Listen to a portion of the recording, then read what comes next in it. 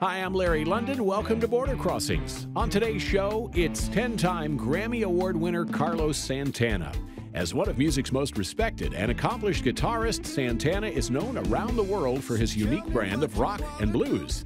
From 1967 to today, Carlos Santana has been a fixture on the global music stage, selling out shows everywhere around the world. In 2014, Santana announced the reunion of musicians he had performed with in 1974, including Neal Schon of Journey and Ron Isley of the Isley Brothers, on a project called Santana IV, which includes 16 brand new songs. In 1998, Santana were inducted into the Rock and Roll Hall of Fame, and that same year, he earned 2 Grammys for the album Supernatural and the hit song Smooth with Rob Thomas. On today's show, I sit down with one of music's true legends, Carlos Santana, coming up on Border Crossings.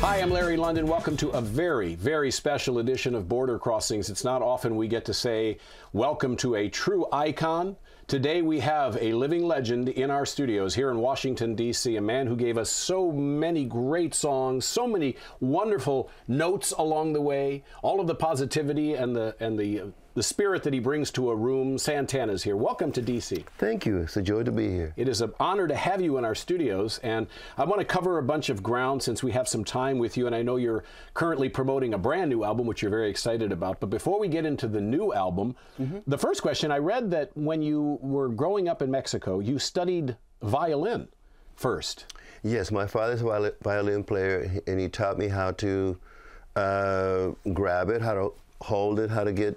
I could never get a beautiful sound out of it like he did. This is why I convinced him to allow me the opportunity to let go of that and try the guitar, because I wasn't as good as he was.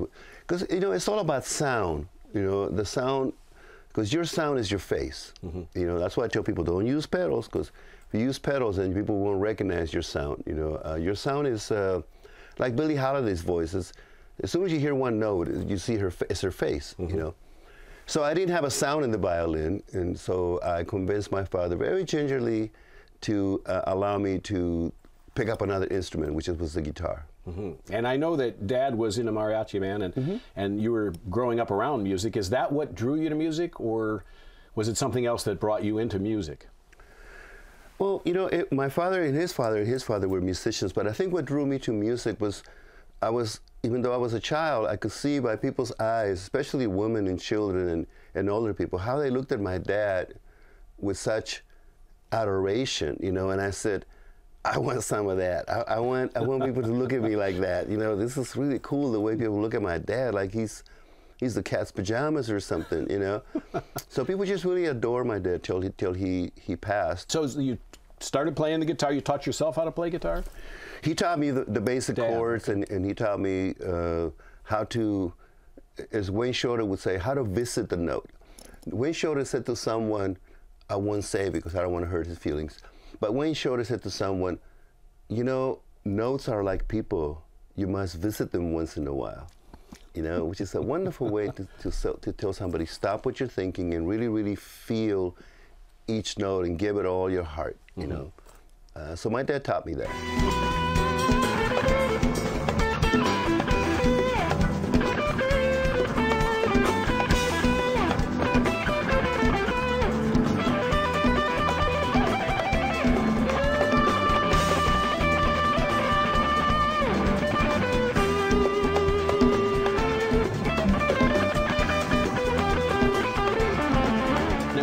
And you made the move from Mexico to America. What was the reason you decided to go? Was it a family decision? Or did you decide? How did you end up in America? And my mother, I owe everything to my mother, God and my mother. You know, my mother has such a supreme conviction about everything. She would just say, nos vamos, which means we're leaving, we're going. And I was like, oh my God, here we go again, you know, because she did that in Autlan, Jalisco, where I was born. And she just collected everything, and we got into a car, and we went to Tijuana, thinking we were believing that Tijuana was United States, because we didn't know. And then we lived in Tijuana till 62, 63, from 55.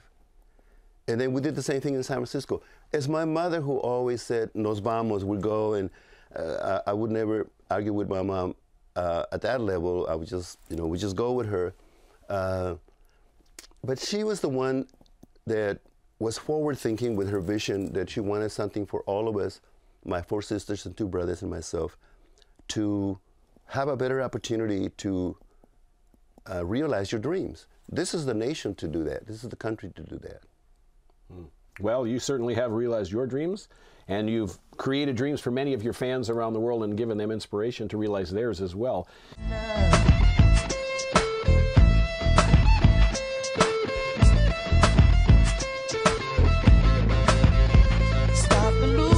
I want to talk about your music now, get into the music. Now, you had mentioned before we started that you felt that music notes were like acupuncture.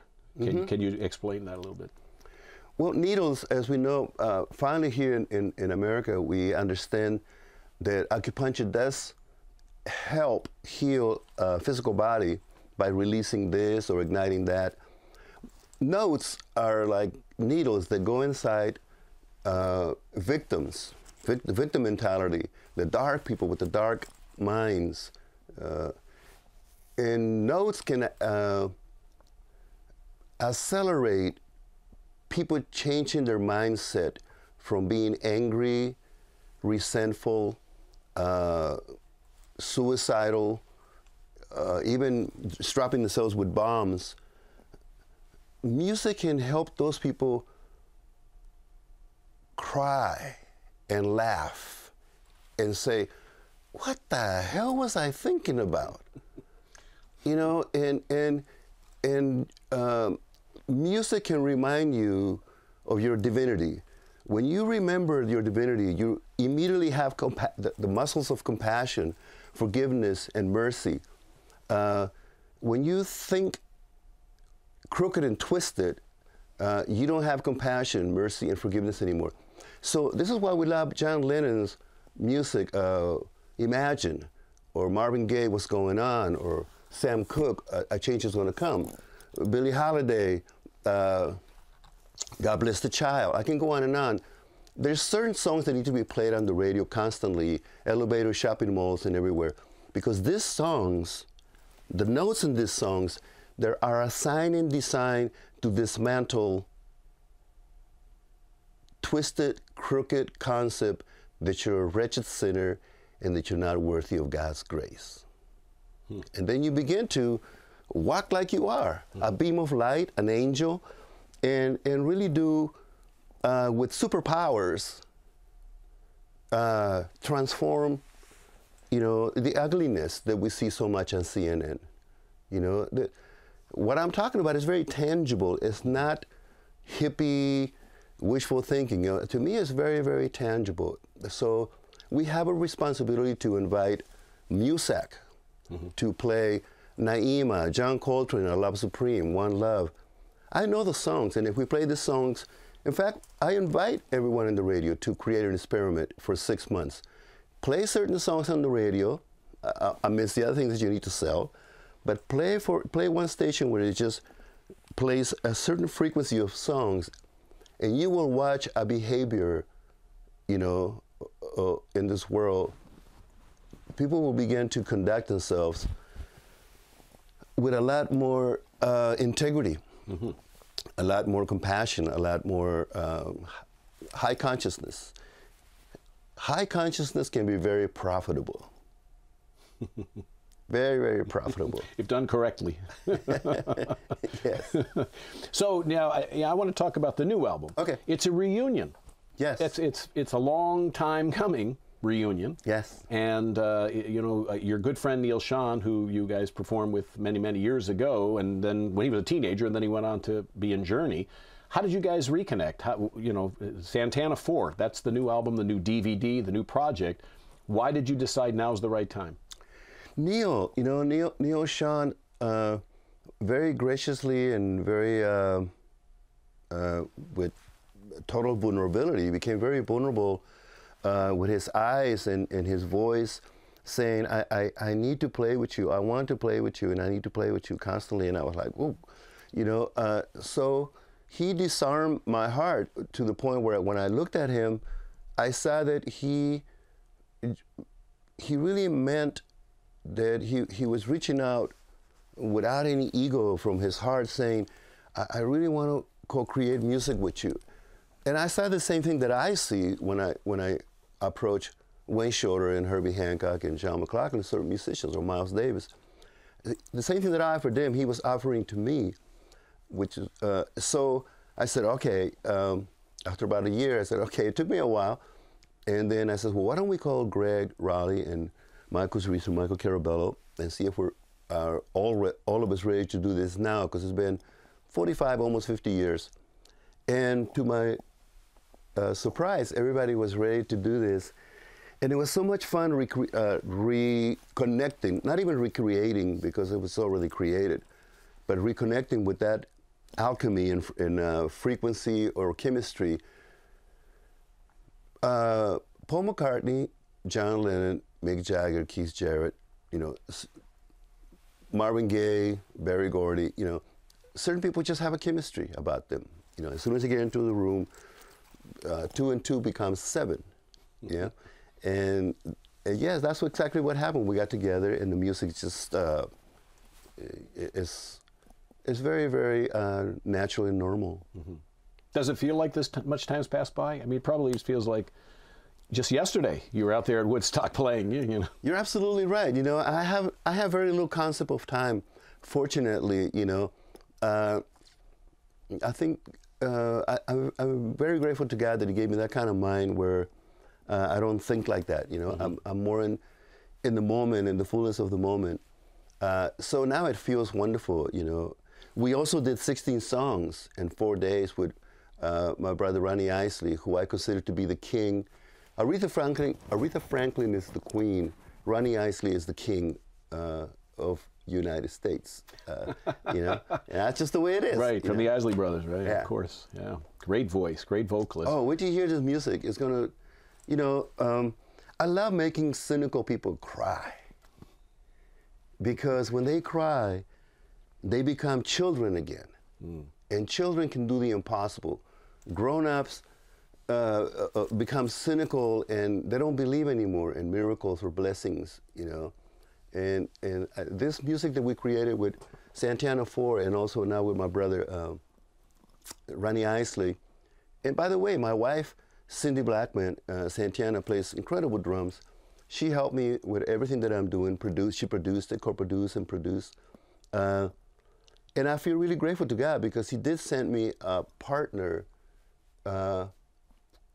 couple partner, twin flame, and we constantly encourage each other to maintain consciousness really high. Mm-hmm. You know, Now you have 3 children, right? You have 3 kids. Are they also into music like you? Yes, they are. They all they're finding their own fingerprints, you know, and I'm very, very proud of all of them. Each one has behaved totally with integrity and elegance. I'm very proud, Papa. Yeah.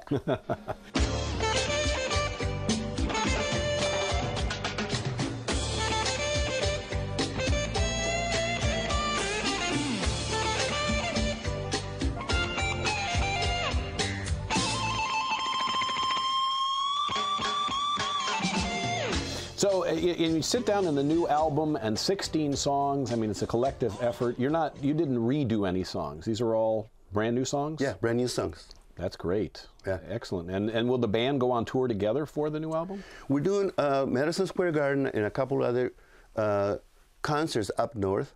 And we'll see how it feels, you know, because it's important that we honor each other's spirit, soul, heart, everything else that goes with it, you know. And I read where you had come across a musician who recorded with you in the 60s, and you met him, he was homeless, and you actually bought him a home or rented an apartment for him or something like that. You took him off the street and said, "You're my brother," and you took care of him? Well, you know, it's funny. This was right after the Kennedy Center Award, and I was still high, you know, from a buzz from, I can't believe, you know, I can't believe this stuff that's happening to me. I'm going to be 69 years old. In '97, they gave me the Rock and Roll Hall of Fame. Usually when they give you that, you're done. And then they give you the Kennedy Center, you're really done, you know. And here I find myself rolling up my sleeve, and I'm saying, no, I'm just starting, you know. Going, I'm just not getting started, you know. Yes, I found this gentleman. I heard that he was homeless, and he was in the band in the beginning. Marcus the Magnificent Malone is what he called himself. You know, everything was, you know, very elegant with him. And when I saw this thing on TV, something just, you know, the same voice told me, go over there, find him, put $7,000 in a Safeway bag and give it to him, and then just, you know, hopefully he'll in the future be able to play with us again. But, you know, when I did sit down and play with him, I saw that at the level that I play, at the level that Gregg plays, Gregg Rolie and Neal, we're like runners. You know, you have to run a certain kind of, with stamina and a certain velocity. And if you don't play like that every day, then you can't play with us anymore, because it would be not good for you or for us, you know, because you're not at that level anymore of manifesting. It's not a judge call. It's just being accurate with making a call, though, you know. And so certain people who don't play like us, they need to either play a lot or they need to change the mindset, because after the first song, they're going to be wheezing. You know, it's like I wouldn't go on a track and try to run with Hussein Volt. It just, you know, I mean, so it's kind of like that.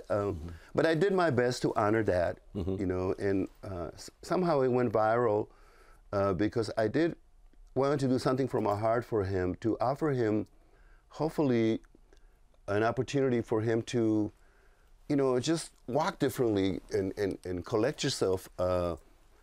You don't have to if you don't want to.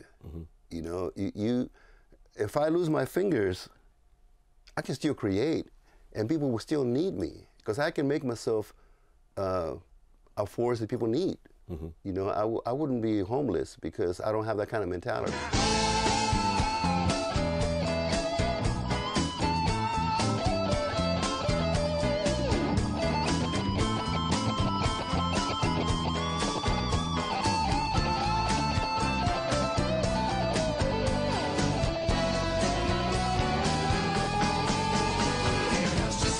Now, as a multi-Grammy winner, I mean, I counted, I think 10 Grammys, I believe, and 3 Latin Grammys. I mean, you've had so many successful albums that have sold millions and millions. Do you have favorites? Do you have a favorite? I know that, you know, Supernatural's my favorite, among my favorites. Oh, thank you. Oh, absolutely. Everybody knows Smooth and all the great hits that you've given us. Does Santana himself have favorites from your collection? It's the next one. The next one. I love it. This next one with Ronnie Isley and Santana IV, because there's nothing. I mean, I see TV and I see what's happening. There's nothing like this, you know. Most people today, they're shucking and jiving, going like this, lip syncing. They can't even play anymore, you know. And I'm being generous, you know. It's important that the few ones that really invest in closing the door, turn off the TV, and really get into learning the mechanics of how to get inside that guitar or your heart, singing, or this is a very, very profound gift. Basically, what I was talking is about an invitation to excellence, because we're starting to reward people for not being consistent with excellence. We're starting to reward people for being half-hearted, shucking and jiving, slipping and sliding, and bringing down the quality of excellence. Right. You know, mediocrity. Yeah, John Coltrane, Billie Holiday, Miles Davis. You know, excellence. You know, you're supposed to start with there and keep going, not going to a place where if you don't get chills, it ain't happening. Right. If I get chills like ooh, Patti LaBelle, ooh, you know, it's like you know. If I don't get chills, man, you're not doing it for me, you know, because that's what I learned in the church or in the streets. Your role is to give people goosebumps, chills, make them cry, laugh, make them feel their heart, and then say, my God, I was having a horrible dream that I'm useless, hopeless, and helpless, and that I'm not worth anything. Well, when you give people chills, they begin to feel their own, again, their own divinity, and then they can do the impossible.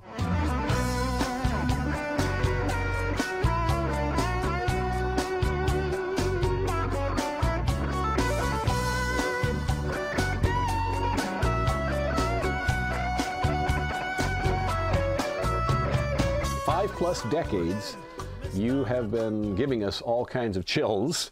And so when you mention about working with people, who are your favorites? Who have you really, who's touched you along the way that you collaborated with, that you brought up? Because you don't sing, so you bring vocalists in. Who have you worked with? Miles Davis, John Coltrane, Miles Davis, Marvin Gaye, yeah, Aretha, Mahalia Jackson a lot. I listen to her a lot. You know, I listen to a lot of African music, you know, Japanese music. I listen to all kinds of music. Once in a while, you know, I watch river dancing, you know, and I just laugh like crazy, you know, because there's something really beautiful about watching river dancing, man. You know, I keep hearing, maybe if we put river dancing with a different kind of music. Never mind. Do you dance? Just being silly. Do I dance? Yeah, I dance like, you know, with your fingers. Not consciously though. It's just that, you know, when you're going for that note, you probably are dancing on your way to getting that note. What's your favorite song to play on stage, or songs? Every night you look forward to playing this particular song. One of my favorite songs is Europa, because I want to say my heart goes to my brother Gato Barbieri, and my mom said to me one time, you know, mijo, I love you, you know, you're incredible, but, I said, uh-oh, but the way Gato Barbieri did Europa, he played it better than you, and I was like, oh, thanks, Mom, you know. But it's true, you know, if you listen to, after this interview or whatever, you put Gato Barbieri Europa, I wrote the song, but he played it, and it's one of those songs that I was telling you, man. Certain songs have that frequency beyond time or gravity. They go like Michael Jackson and Bob Marley and John Lennon. They go into eternity, you know, and that's one of those songs. People need to be reminded that eternity is not, what did they used to say in the 30s and 40s? Everybody wants to go to heaven, but nobody wants to die, you know? Well, I got news for you. We're going to change that mindset. I'm in heaven, and I ain't dead. That's right. And you can be too. So it's just a matter of you transmogrifying your thought process. Are you still playing in Las Vegas? Is that, now you said you live there, is that, was it the Hard Rock Cafe? You were a regular there? Now we're at the House of the Blues. House of the Blues. And it's a laboratory. We consider this place to be a laboratory. We're always trying out new things.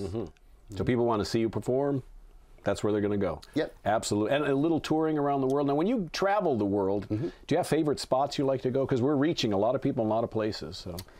Well, it used to be Japan, but now, let's see, what's my favorite place now? I think it's Maui in Hawaii. Yeah, there's something really, really, it's a reward payoff to be in Maui, at least for a day, because the ocean and the sky and the air, you know, everyone in their life should go at least one time to Maui and experience that heaven on earth is possible. And you know, the people are very gracious there. Anywhere is cool, but London, Paris, I like to play Paris. But for really just enjoying everything, they have a restaurant there, Mama's Fish House. Oh my God, in Maui. So yeah, right now I'm in Maui mode. Maui mode, I like that. Now you have published your memoirs, you know, you wrote a book, and so telling the story. I just have to ask, what's been the highlight for you? Because your career, your life has been filled with so many highs along the way. The Grammys and the #1 songs and the many, many millions of fans you've got. Oh, thank you for asking that. There's many, you know, I think it's reading people's eyes looking at me.